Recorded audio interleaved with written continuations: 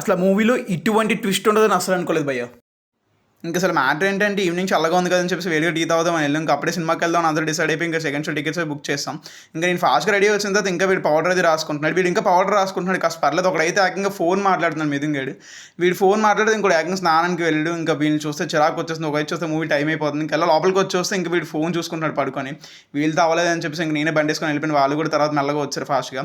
మేము వెళ్ళిన theatre fortune 4 theatre Rajanagaram. అలా కొంచెం వెయిట్ చేసాం. ఇంకా 5 మినిట్స్ ఓపెన్ చేయలేదు గేట్స్ అవినా. అలా వెయిట్ చేసాం కొంచెం. ఫైనల్లీ గేట్స్ ఓపెన్ చేసి టికెట్స్ అది చెక్ చేసుకున్నాను. టికెట్స్ అది చెక్ చేసుకున్న తర్వాత నీట్గా లోపలికి వెళ్ళిపోయాం. థియేటర్ లోపలికి వెళ్ళిన తర్వాత తెలిసింది అయ్యగారి క్రేజ్ రాజమండ్రిలో ఎంత ఉందో. సెకండ్ షోకి కూడా ఫుల్ అయిపోయింది థియేటర్ మొత్తం. అంత క్రేజ్ ఉంది రాజమండ్రిలో. ఫైనల్లీ అఖిల్ని సిల్వర్ స్క్రీన్లో చూస్తాం.